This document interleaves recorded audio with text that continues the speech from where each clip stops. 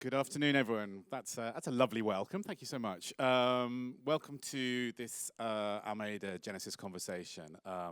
This is a talk in conjunction really with our partnership with Genesis, who are this extraordinary foundation who've supported a lot of our new writing program for the last 3 years here at the Almeida, but have also supported at the Young Vic and the National in the Royal Court, I think, in the past, and were particularly, also I should just point out, exceptionally supportive of freelancers and artists, writers, choreographers, directors, during the COVID period as well. And we're thrilled to be in partnership with them in this series of talks, which has had precedent, I think, at the Barbican, Bristol Old Vic, the National. But we're thrilled to have you all here, and just wanted to particularly celebrate Studs John Szynski, I think, who is in the audience, who is the Foundation's leader, along with Harriet, who's been so generous to the arts in London, and particularly to the Almeida. Give them a round of applause. I'm Rupert, I'm the Artistic Director here at the Almeida. I'm just going to introduce our panel here. We have Nadia here, who is a director and now filmmaker as well, I can say, and Artistic Director of, should we say, London's most romantic theatre, Stratford East, very beautiful building, with an extraordinary mission, and has worked a lot in new writing. We have Ava Pickett. Can I call you a young writer? Will you feel patronised by that? Who is a writer who's been working here at the Almeida and has just won the Susan Smith Blackburn Prize for her first play, I guess, isn't it?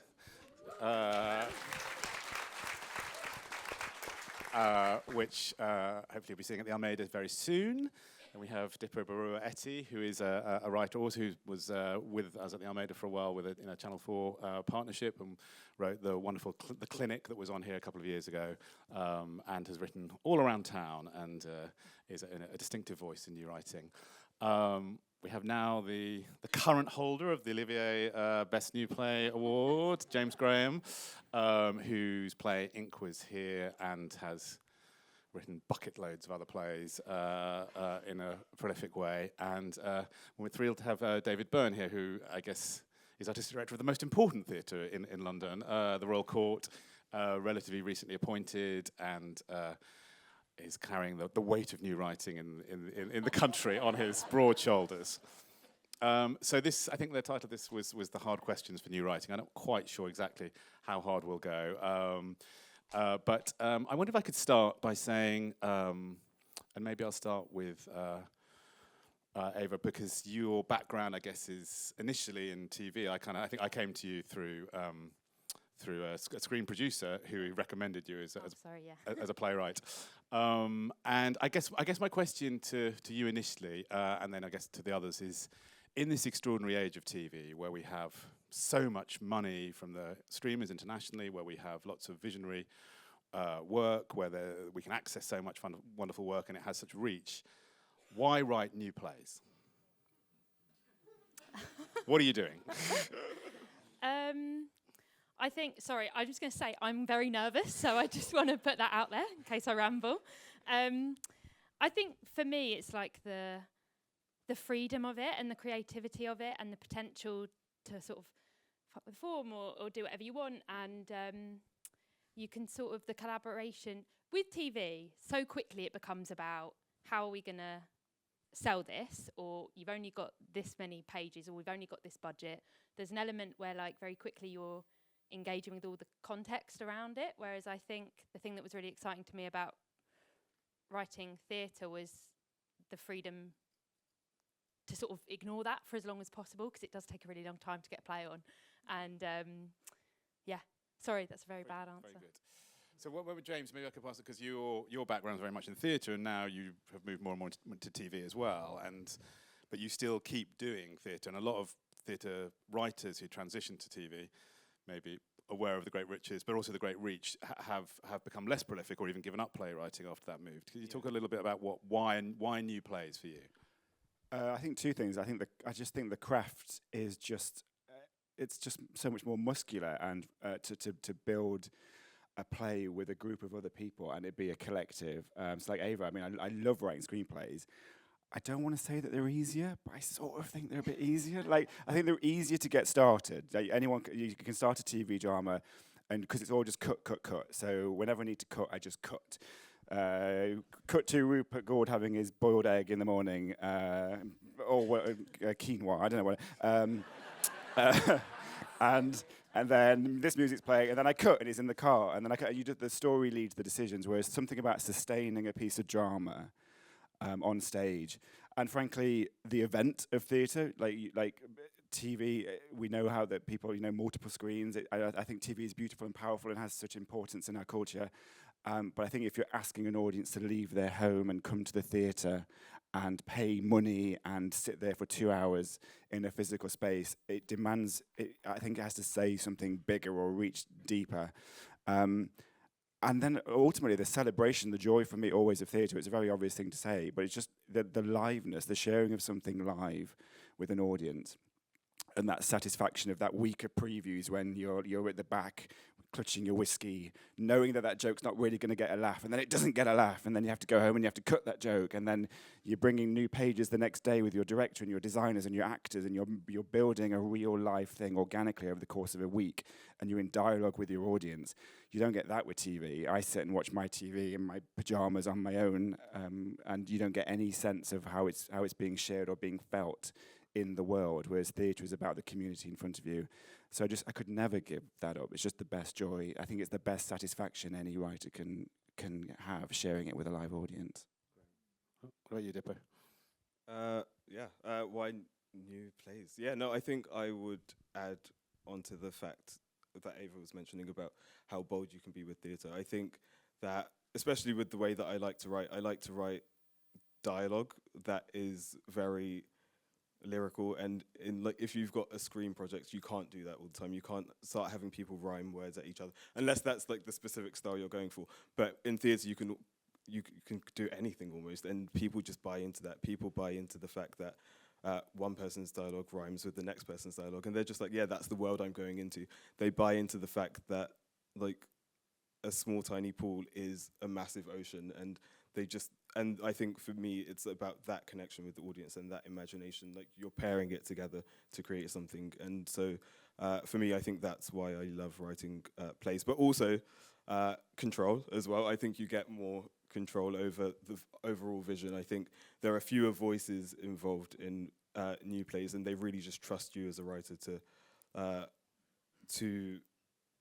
say what you want to say, and at least in my experience, and there's never been any pressure to try and bend the story or the themes or the reach, and you can be as specific as you want. And so Great. I'm just going to stay on TV for a little bit longer, but even though this is about theatre and playwriting, and with the writers as well, because there are all these stories, obviously, of EastEnders taking their plot lines from Aeschylus and the roots of stage writing in screen drama, but we have been in this golden age of TV, and what do you think theatre has taken, as playwrights, do you feel you are taking inspiration from TV in the way you now approach plays at all?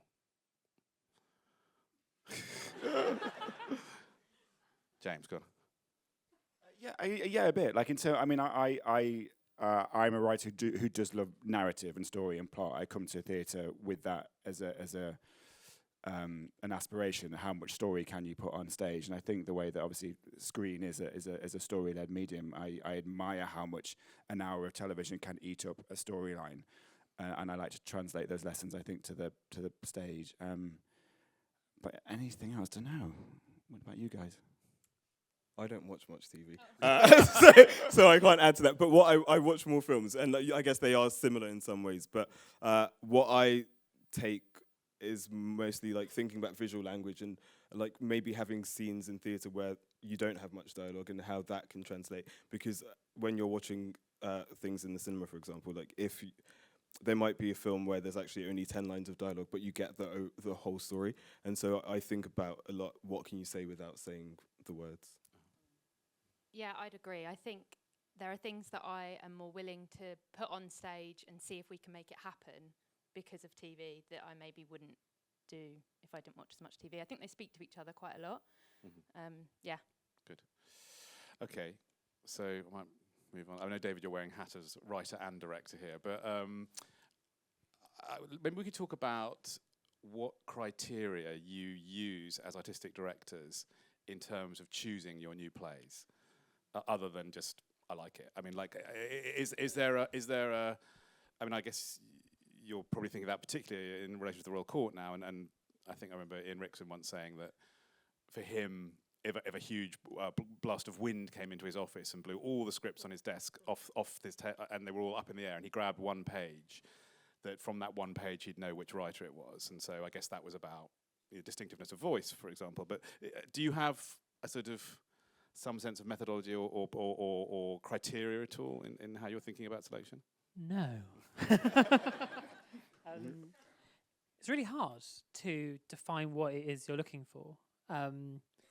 Since starting in January, I think I probably read about 300 plays. There's been a lot of stuff to get through. We've been a lot of new submissions sort of coming in. I remember sitting in bed probably back in January time, and I was looking at first season stuff, and I think I'd probably been through about 10 that evening. And you sort of wonder, don't you, when you're doing that intensity, you know, could I recognise something really good if it came along? And then I opened a new play, and in the first page, you got that tingle on the back of your spine, and it was like, oh, there's something here. And it's sort of different every time. I think that's what's great about theatre. Like, the form is always different and always shifting. And I think there's the limitation of, I think what's great about theatre is that it's fundamentally a human act, right? That it is within the limits of the human body, because you're doing it live in a room and you're there and you've got to find a creative way of doing that. And actually the possibilities of that feel almost endless. As you were saying, like, you could hold up this and say, look, this is like the ocean, and you sort of slowly buy into it, which you wouldn't on film. On camera, that sort of human connection with something sort of disappears.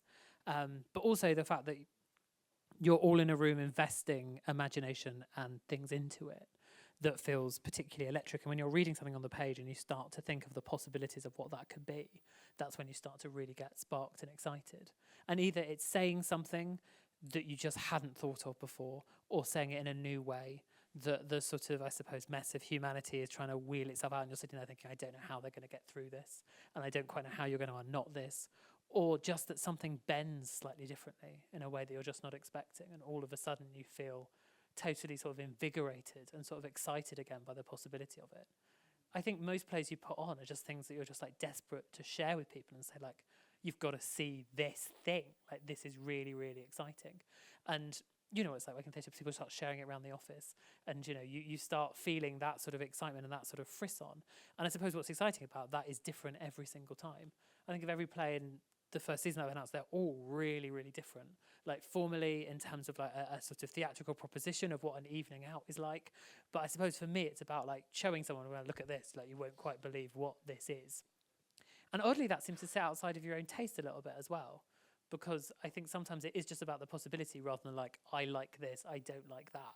It's about, look at what this person's done and look at what they've thought of. And just when you think we've heard every song and we've seen every play and we've seen every iteration of it, they've done something different and they've done something unexpected. And I suppose that's when like the electricity sort of gets in, but you sort of can't define it. I always feel bad for those channel heads when they do those things where they're like, what are we looking for this season? And they sort of try and give some stuff out, because actually it is, you're always looking for someone to surprise you, but it's hard to say that, because what does that look like? So originality is a big part of what you're pursuing, do you think? Yeah, it's like originality and authenticity, and sometimes the specificity of something sort of changes it. Like, I think sometimes people think that originality just means completely out there, whereas actually sometimes it's something so simple and like there's a purity to it that sort of really shines through. But yeah, you just sort of know it when you see it, that sort of electricity that runs through something. Just like, this is absolutely thrilling. Nadia, can you say? Also, just maybe to prompt a bit more as well. Do you, when you're programming, do you that's one about the form, I guess, to some sense, David, and your relationship with theatre as an art form? I guess Stratford East has always had a very strong identity in a community, exactly. and like, how much of that is a factor for your programming of new writers? Huge factor. But like, if I did a Venn diagram of all the things I'm trying to do, it'd be like something out of Beautiful Mind or something. Oh, kind of a bit nuts all over the place, because there's so many things we're trying to achieve with every play, because we only have a certain amount of plays we can produce, so they have to be so hand-picked and carefully picked. But for me, the biggest thing personally, and especially running a proscenium art space, is story. It can have, different aesthetics and different voices and different spirit and politics each time, but it's got to have a story, because a proscenium really exposes if it doesn't. And, you know, we can break up structure. We can put the end at the beginning, and we can, you know, write in verse. We did a play together that was in verse. And it can be as abstract as you like, but there's got to be a story. And I hope that makes sense as a thing. Another thing for me, it's with new writing, it's political. I'm particularly interested in working class stories and global majority stories because of the theatre I run and where it is in the East End. It's a very diverse population, and I mean beyond racially diverse, but certainly that. Because, you know, the canon, the European canon, is interesting. I direct it. I love modern classics and classic plays, but I'm interested in adding to the canon and not just putting on, although I have done this a lot, you know, Chekhov, Ibsen, whatever, with a Black or Asian or Middle Eastern, etc. cast. I think that is great, but it's limited. And I think that's a really important discussion to have. And we will probably open that up at some point in this, but yeah. Good. Just because you've raised the canon, I guess my question is playwriting something you can learn, or is it an innate artistry? And if you can learn it, you know, what are the things you can learn, and also how much does reading old plays or famous plays matter? And I remember something you did, because I know you're a huge, voracious reader, and I guess it'd come into theatre that way. Is that right? Yeah. So I kind of didn't really write plays. I was always interested in like film stuff, and then I started like volunteering at a Fringe theatre and seeing plays that way. And I was like, oh, this is like, interesting. And so yeah, so I read, and then I ultimately read a lot of plays and then started seeing them. And for me, that was really valuable in terms of learning the history and being able to develop my own voice, I think, because I think because I think you can learn how to write a play. I think you can be told like what the structure is. You can be told like what it means to build character by reading all these plays. And I think more so than being told by like a teacher or someone, like this is how you do it. I think reading those for me was an education in itself, and understanding what it means and what the different types of plays are, because I don't think it's important that it's important that you stick to the ones that you like and you don't feel like you have to read everything. So I was reading a lot because I loved the plays that I was reading, and it usually was like tragedies, things that were very dark, and it was just like in my wheelhouse, and that way I could develop my own voice and figure out what do I like, what do I like, where do I feel like there are gaps in this, and that's how I. Could you say anything maybe specifically from a play that you felt you learned? You thought, oh, I'll steal that, or. So that is a hard question, but a good question. I will go to so what I learned from I will go to. I'll use the seagull as an example. Let me use that as an example. What I took away from it that I loved was like how it explored like a massive group of characters, but there was like an overriding theme that connected them all themes that connected them all. And so I was able to be like, oh, okay, you can have a story that is quite epic, but also small and also like very personal to like these characters. But at the same time, I was like, and my opinion has slightly changed on this, but anyway, let me continue. And so, but things that I didn't like, I was also like, why? Like this moment feels like it's meandering because of the fact that it was only 4 acts, and they were all in real time, essentially the acts. And I was like, oh, that feels a bit like that's not something that I want to do. I ultimately have done that, but it was something I didn't want to do. I was always like, actually, I think I want shorter, snappier scenes, and so I was able to take things that I liked from it, and then then discard things that I didn't. Yeah. What about you, James? Can you learn it? How have you learned? Yeah, you can definitely learn it. You can there are principles and techniques that can help you get started in terms of what makes a traditionally successful story. Or I love reading play scripts. I just love reading. What I actually love is going to see a play, then buying this play script, going home, and it's like looking at the plans of how they specifically built their machine, and everyone's got a different style, but all the weapons and tools that you have in your disposal, like how you construct dialogue and oh he breaks it up like that, or she breaks it up like that, or they have these ellipses and dashes, and so I love all that. I get really excited, but it's then I think I don't know. Like I think the thing I find fascinating is I think learning how it's like how you learn to play an instrument. Then you've got to learn what your song is. You can learn the technique of how you play the chords of a guitar, but you need a song, and I really think everyone does have a song, and you can be taught how to then translate that into music. So I think one of the things I learned really on, well, I haven't really learned it because I sometimes look at my plays and go, that's really boring, how are you getting away with that, is I think a lot of people get really excited about replicating dialogue or having dialogue that sings and that sounds like what people sound like when they talk. And that's so satisfying when you get actors suddenly sounding like how people talk. It's like a really obvious thing, but you go, oh my God, I'm doing it. It's like riding a bike. Then the second thing you have to learn is then how do you infuse that with objective and subtext and subconscious wants and things they don't even know that they want yet, and all that deep stuff. And whenever I get into a rehearsal room and I think I've got a great song and it sounds amazing, suddenly the actors don't have anything to do with it because there's nothing informing it. There's no objective. There's no, like, what do they want? What are they doing to each other? What are their strategies? All that obvious stuff that I think directors then bring into the rehearsal room in terms of mining the text. So learning that writing is not just a song sounding good. It's what's underneath that is an obvious thing to say, but it's yeah. Good. I'm just going to jump on to another question. I'm not ignoring you, Alva. But to say, can we just talk a little bit about like what's going on in new writing now? And I guess that there's this idea that there have been moments in new writing. You know, we've had, that goes back all through history: naturalism, expressionism, more recently, in-your-face theatre or identity theatre, or whatever you might want to say. That there are these phases, and it has felt for a while that there's a sort of vibe shift coming, as it were. There's some appetite for something new. I wonder, let's start with the ADs. Do you feel that? And if you do, can you see patterns at all coming out of what people might be interested in? I think you can definitely feel like the restlessness that I think there are a lot of writers who feel really trapped in writing certain sorts of work or in certain forms that actually want like a bigger diet and a bigger opportunity to really blast out of that. And I think it feels like the last few years there's been like a push towards it. It feels like just generally in society we're on the cusp of something new, right? It feels like we're at the end of one era and we're just waiting for this next thing to begin. And I think we don't quite know what shape that's going to take artistically, but you can feel people sort of pushing at it and sort of wanting the opportunity to do it.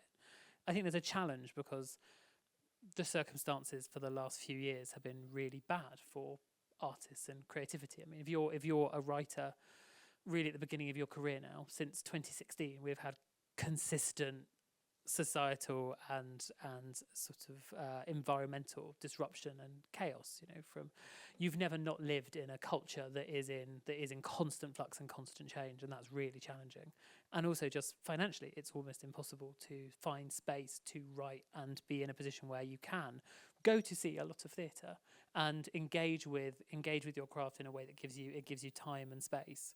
And I think there has been, particularly since like lockdowns, I think a sort of real disruption between the contract of what it means to be like a new writing theatre and writers and artists. There's a lot of dissatisfaction at the moment. I think there's a lot of distrust between artists and institutions, and I think a lot of the wider sort of societal questions are sort of pushing us all apart.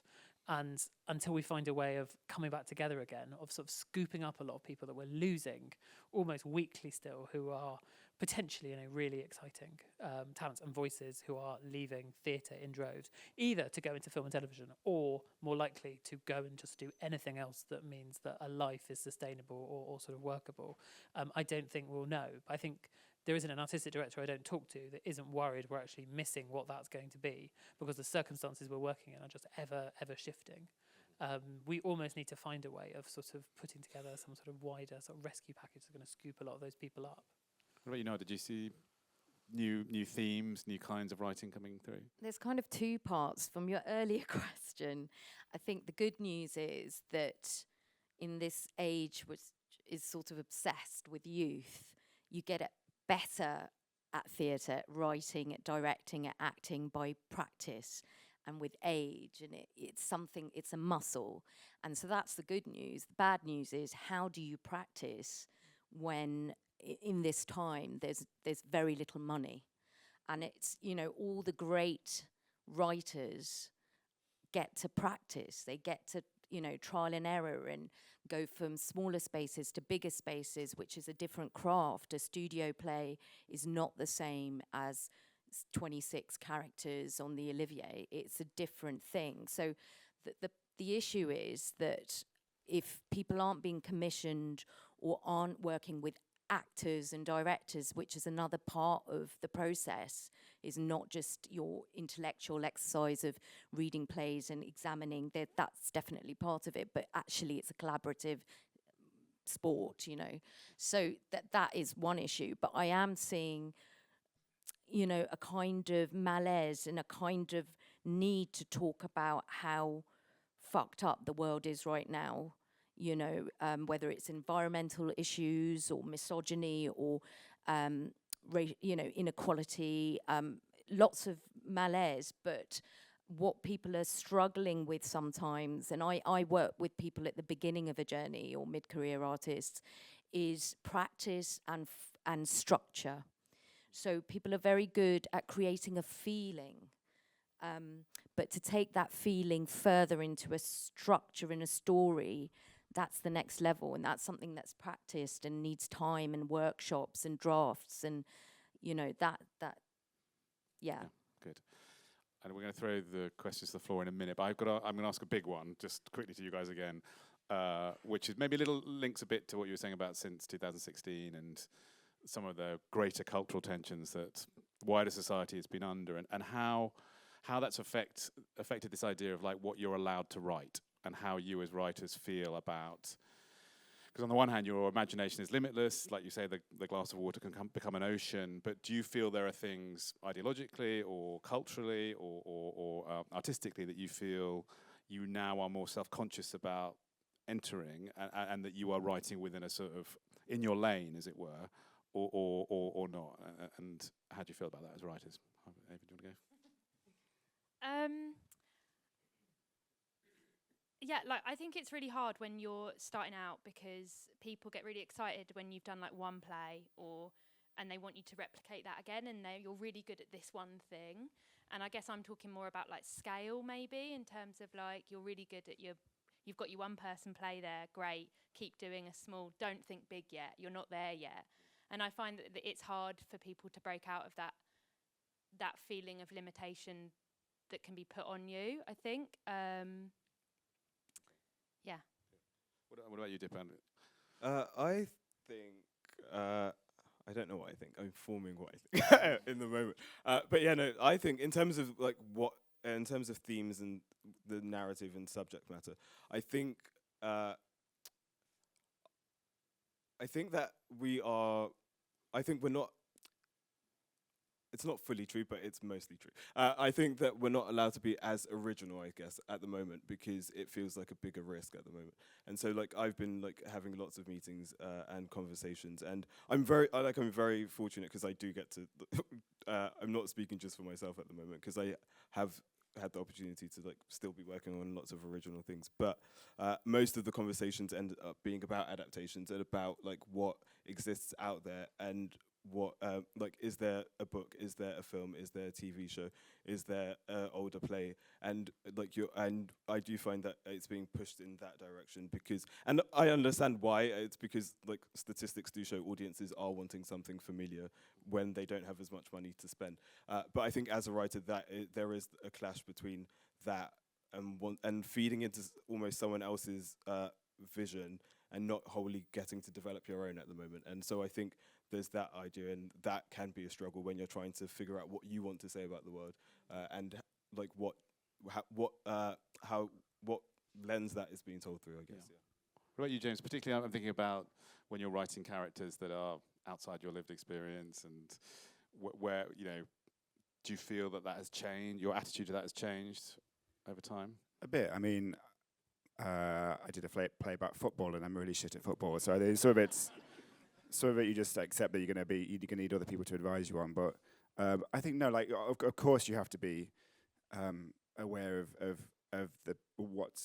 are you the best person to tell that story? Is there someone else who can tell it more authentically and vividly? Because I've gone on like a real journey. Like when I started, when I was like 20, I wrote what I thought to be quite sort of middle-aged plays, like about the Suez Canal crisis, and I kept thinking, well, why should people in their 40s do these plays? I want to do big history plays in my 20s. And now I am in my 40s, and I think, oh God, what should I be writing now? But I mean, I've been more conscious, certainly since the pandemic, of like audiences and what, in terms of like exactly like just leaning on original IP and stories that people are familiar with. Like if you do get an opportunity to do a new play in a big venue like we did, Dear England, and you think, well, I really feel a sort of a new sense of mission to sort of be briefly unapologetically populist, and you know, we worked really hard on saying what kind of play would get people who'd never seen a new play before into the theatre firstly, and then not make it a terrible experience secondly, and then maybe book to see another play thirdly. And I feel that is my responsibility as a writer above and beyond even the craft. I'm doing more plays out of London. I come from sort of a post-industrial northern town, and I've just done a play in Nottingham. I've opened a show in Liverpool. So I feel like that's a lane I'm now entering, because I just think we possibly don't, as writers, talk about developing our audiences enough for new plays. We pass that on to producers and directors and marketing departments. And I think in this very, very difficult time, as you've described, our responsibility, if we get a stage and a space to think about developing audiences, is something else we have to do. Great point. So on that, should we throw it open? Does anyone have any questions for the panel at all? I think there's a microphone coming over. Hey guys, hi. I've got a bit of a two-part question, but I'll ask the first one and let me know if you want the second one straight away. What do you think the significance of writers working with dramaturgs at like early stages or just over the process of their writing is? Second one? Should we start with that one? Yeah. Like, I guess it's the writers, like, a lot of people complain about there's too much process in theatre commissioning, too much dramaturgy, too many workshops, too many, like, that's all burdensome, and we should just like respond to the passion of the writers. But particularly in your early parts of your career, where I guess it's dramaturgs, literary managers, directors at some level as well. Like, how important are they, do you think? He said with edge. Oh no, you go. Okay. Well, for me, incredibly valuable. Like, I need it. The thing is, my first drafts, which I do by myself, are usually bad. Like, they're terrible, and it's only through like working with the dramaturg, working with the director, that I personally like get through like the terrible parts of it. Like Nadia said, like we worked on the play together, and we literally sat down on Zoom a lot of the time, and we would go line by line, going back and forth, interrogating every single word on the page. And that's just something I could never do by myself, because I could never challenge myself that much, because I don't have an objective point of view. And so I find it incredibly valuable, and I think it is something that early career writers don't get, because the only reason I think that I've had any plays produced is because I did have someone that took time out of their own like busy schedule to say, oh, I see promise in that like 45-minute thing you've done. Let me sit down with you and like develop a full-length thing. And I think a lot of writers don't get that at the moment. Yeah, no, I completely agree. Like, I think I needed so much help, I think, with like structure and stuff. And Steph Bain at the Almeida was wherever she is, was so helpful and so patient. And some writers take a long time and do 3 drafts, and that's a lot of drafts for them. Some do 10. I like to write and write and write. And I think that through that, you whittle it down to the thing that you want it to be. And it's just so much more helpful if someone's there going, no, don't give up. It's there. This is what you can do. And to go back to like one of the first questions about it being, you can be taught it. You just need the support, like you say, that most new writers don't get. So I found it very, very valuable. Yeah. I suppose my provocation on the hard questions line would be, as an artistic director, there's a finite amount of resource. And so, for example, the amount of workshops or something you might give to, is it better to invest really fully, both in terms of hours and resource, in a smaller number of plays, but then you're commissioning less writers. And I think that's one of the things that we all juggle with, don't we? And yeah, but you've got to give things some time and diligence, otherwise you set it up to fail. And I think I'm really interested, probably because I'm a director, in director as dramaturg, because I think it's a really intimate and great partnership with the writer, and and I like acting out the lines and stuff, because I'm a frustrated actor probably. But yeah, I think that's all part of the process, and it's really, you can't rush a play, because if you do, no matter how talented someone is, you just set it up to fail, and that's the thing. Yeah, great. Should we have another question? Oh, what part two? Yeah, we've got a few other. We'll come back to you.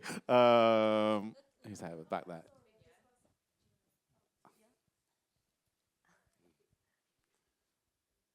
Someone back there? Yeah, waving there. Yeah. You're in the light. You're in luck.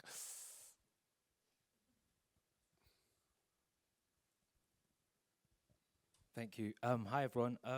Funding. So, especially, we can't count on the government for funding for the arts in general and in theatre. What are the solutions that are coming up in your conversations with producers or amongst yourselves in the industry? Like, for example, football, they've got Saudi princes and they have those kind of models. Are there any kind of like out-the-box, innovative funding models that that's out there for theatre at the moment? Actually, my wife's in a TV show. She told me this morning that Dubai had offered to option the next series if all the actors celebrated Dubai publicly, and I was like, maybe we're going to go that way. I mean, personally, just speaking for myself, I think the great sort of failure of both sectors has been how hugely important theatre, and we represent theatre, like the theatres particularly, even maybe more at the grassroots level, like the Fimber and some of the fringe theatres that are really bringing new writers through, how central they are to the development of our extraordinary screen industry, and yet how little money comes back from the beneficiaries of that to the theatres. And I think the Bush had years ago had a small relationship with Disney at one point, but by and large, when you think of the extraordinary budgets that are coming from the big streamers, basically using the acting and particularly the writing talent that is developed on our stages, there should be some kickback, I think, and I think the government should try and incentivise that either in some part of their tax credit. So that for me would feel like one, but it's and we've been trying a long time to do that, and I tried to do that headlong, and it's but I think you need state support on that. So that would be one, I think. I'd also say, what James said about populism is I think the play that went wrong, or whatever, the play that goes wrong, there have been these extraordinary, I mean, you've had some of the shows, the diorama, that sometimes shows you never expect to be successful are and reach an audience. And I don't think we should be ashamed of saying, let's try and put stuff on that people want to come and see and monetize that over time. And I guess those shows and those organizations that are recipients of those very, very successful shows should try and invest back in whatever form as well, or see some contribution.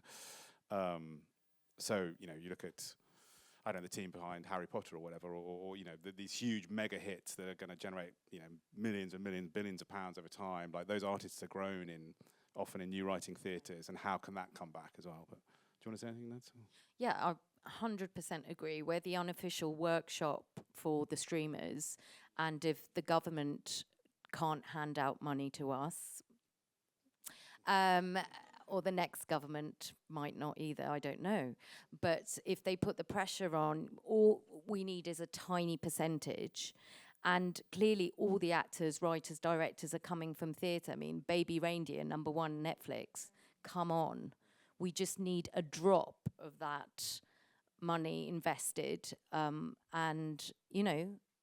it's good for them, because they'll be sorry when the pipeline dries up. So I think that's really, really important. The other thing I'd say that I was really struck in America, particularly recently, is how I feel we have less of a playwriting development culture in our higher education culture, and there are dedicated playwrights sort of long-term programs in higher education in the States that have delivered an extraordinary range of writers and are very craft and profession-based. And I feel like there's something maybe to pair up with higher education and international market and new writing. But David or James, you got anything? I mean, more or less to echo what you've said. I mean, we've actually at the Report got a relationship with Sister, the TV company that's been really successful over the last 3 or 4 years. I mean, it's come about because of like a familial relationship there, but actually you look at how successful that has been and you see the benefit to those TV companies of investing in writers' rooms with theatre writers, supporting individual productions and seeing where that pipeline is coming from. I think increasingly the job of an artistic director is to do exactly what you said, is be like a sort of alchemist where you're trying to thread together a whole host of unlikely parties to float a theatre and to make that creativity work.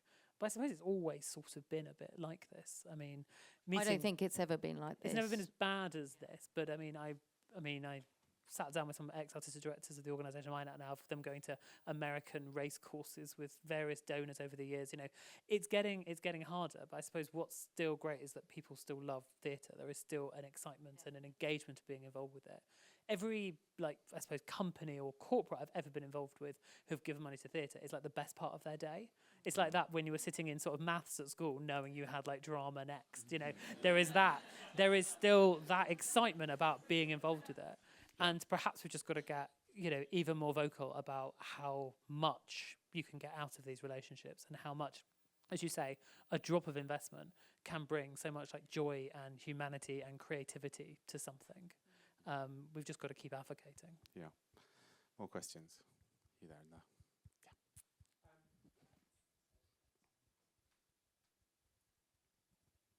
Hi, folks. I guess from outside of a building perspective, the phrase new writing for something that seems very straightforward is actually sometimes quite ephemeral and subjective, depending from building to building or from like ethos to ethos. So I guess I'm kind of just wondering, what is how do we bridge the gap between theatres and buildings, but also this kind of ephemeral new writing idea tangibly, rather than like this is a new writing building here, but this is also kind of a new writing building over here, but not really. It's this very specific kind of new writing. I just wonder, tangibly, both as writers and ADs, I guess, what is the goal with bridging that gap? I'd like to jump in first on this one. I mean, because I've been thinking about this a lot. Like, where does that window sit of what you're looking for? I think, like, for the Royal Court, I think I'm trying to be like the most pure ethanol version of new writing you can be. For example, I get sent like a lot of plays which are by writers I'm really excited to work with, but they are adaptation. And increasingly, I'm thinking, well, actually, we can be one of the places that really tries to stick as close to original work as possible. Or if it is inspired by something from another medium, that is a big artistic adventure and swing. So it's not like the Costa winner, but it's, you know, we're adapting, you know, a seed box or something, you know, something that really has like an artistic proposition to it. But I think you're right, like every new writing organisation has a slightly different like Overton window about where that sort of sits. And we all sort of sit along a different line of it and maybe getting better at articulating it. For example, you know, we have open submissions, so we're one of the few theatres still that have open submissions all year round. But actually it's interesting that a lot of those still fall into categories that I wouldn't consider sort of right for us as an organisation, because they are based on something else. You know, it's a sequel to something. Ultimately, it's a screenplay. And while I think open submissions are really important, I think we've got to get better at articulating what it is exactly we're looking for in that sort of new writing ecology. But for us increasingly going forward, I think it will be a place where you can bring brand new ideas and something that isn't necessarily needing to lean on other IP that you might need to get on with a commercial producer. You might need to develop that into a Netflix series, or you might need to get that, you know, over the line if you're going to be doing like a big regional tour. We can still be the place where that can sit, but I imagine every venue will have a different relationship to that.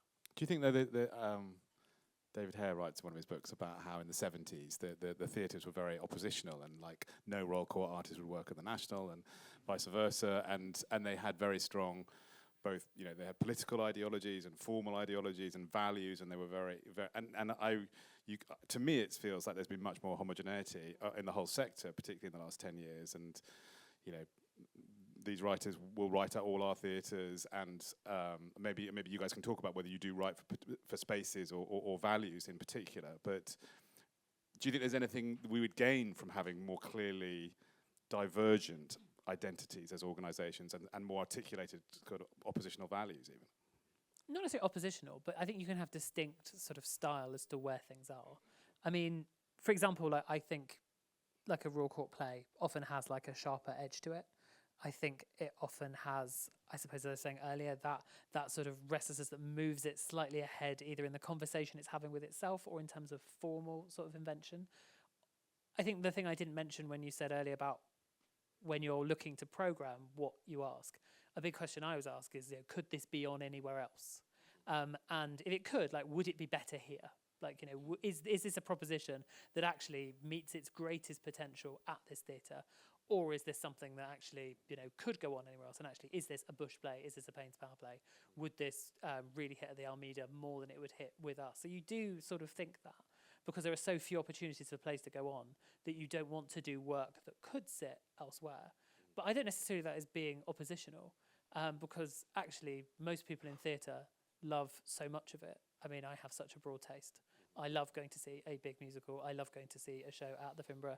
I saw Eden's Empire, which I loved back when I was... Quite long, sorry. Yeah, but it was great. It was great. I still remember him sitting on that deck chair at the end in his garden, but we all enjoy so much of it. So it's not necessarily an antagonism, I suppose, of being like, oh, I don't like that, I like this, which I think was very prevalent in the 90s, where there were real sort of walls put up.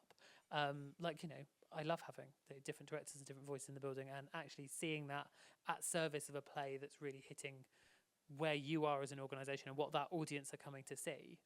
I think there's a real magic to that. I do remember the 90s, yeah. Just about. We've got time for only one more, maybe one or two more questions. Is there anyone upstairs who wants to ask a question? Yes, you in the middle. I think that's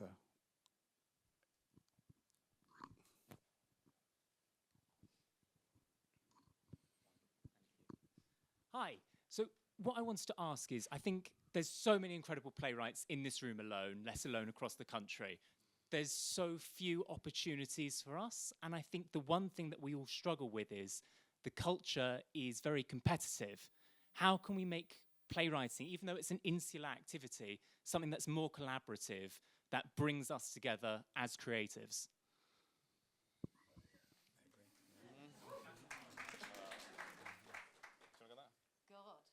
How? Actually, we were talking about different house styles and sort of this idea that theatres are very tribal. And when I started off, it was definitely like, oh, if you're working at that theatre, you won't really work at that theatre. It was crazy, because as a freelance artist, all you want to do is make work, And actually, I think that's partly because sometimes theatres are pitted against each other, by agents, by press, by the idea. And something very humbling happened during lockdown. And I wish we could keep the essence of that, was that we're better together, let's talk about it, because really there's a natural osmosis. If a play isn't put on at the National Theatre, for example, it's a really good play, it doesn't make it any less good because they're not going to programme it.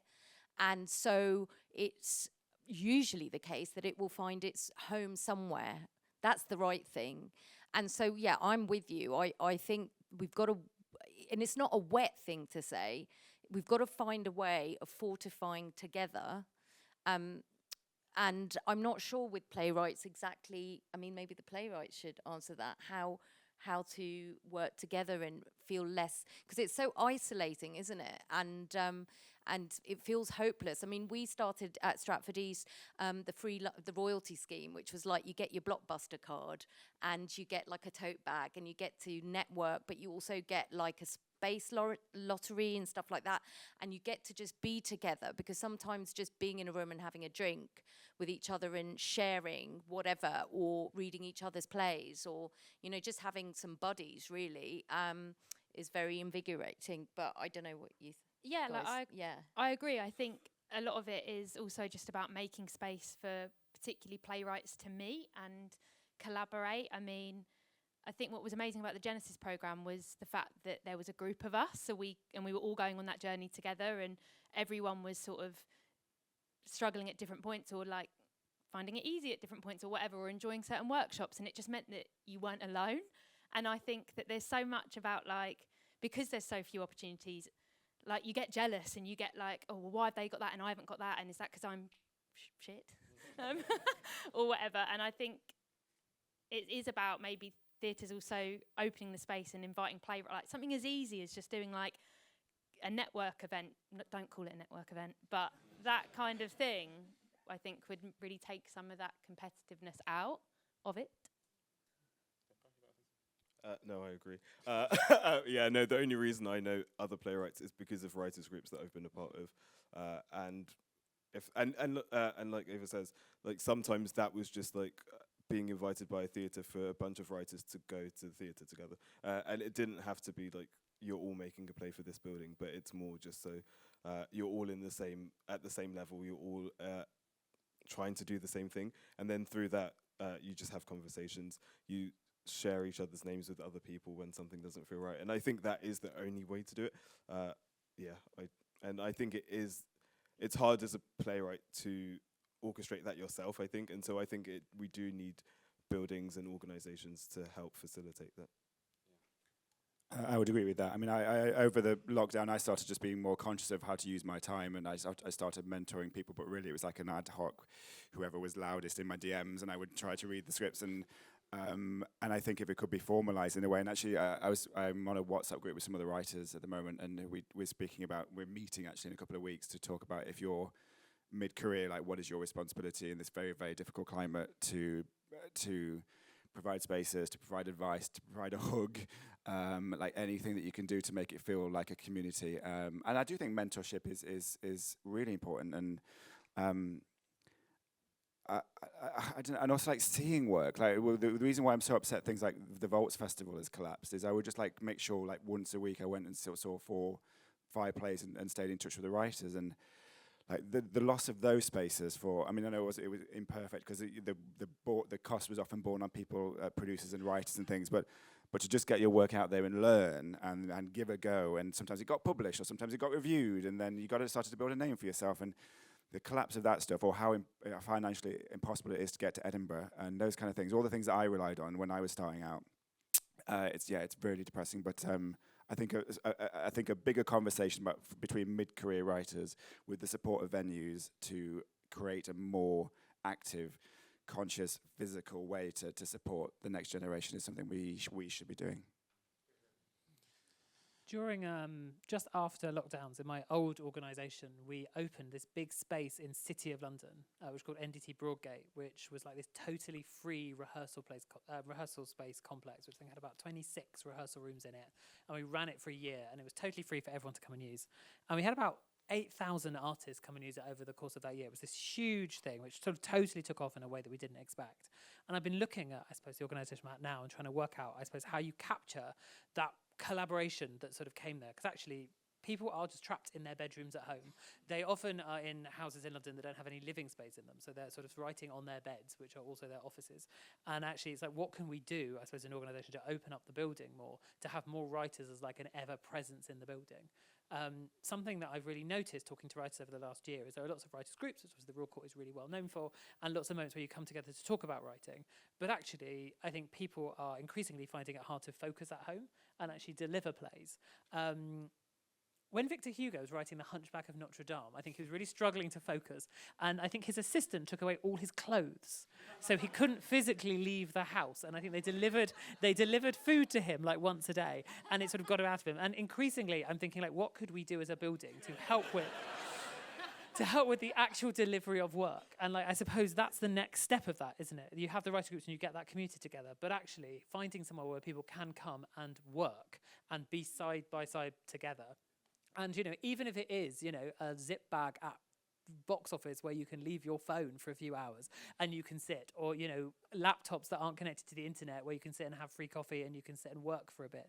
Things that I suppose block that thing out but foster a sense of community and a sense of place, and somewhere you can go to actually get that collaboration feels increasingly like more and more essential to people sort of working in the city. It's just how to do that and how to deliver it. But it's a question we're asking ourselves like a lot at the moment, is like, what could that sort of hub look like, and how could you make it feel like a different experience than if you're just going to go and write in a cafe somewhere on your own? And I think community is the answer to that. Great. I think we are sadly out of time. I think it's a great way to finish there, because I guess these two things are in tension. The desire to be as collaborative as possible and as open and as accessible as possible to audiences and to new writers, all in the aim, to some extent, of preserving the singularity of voice and the freedom of vision that we talked about at the beginning. And I think that's the unique thing about new plays, is we have to do it together, but we have to cherish the specialness of the voice. Anyway, thank you so much to our panel for a great talk.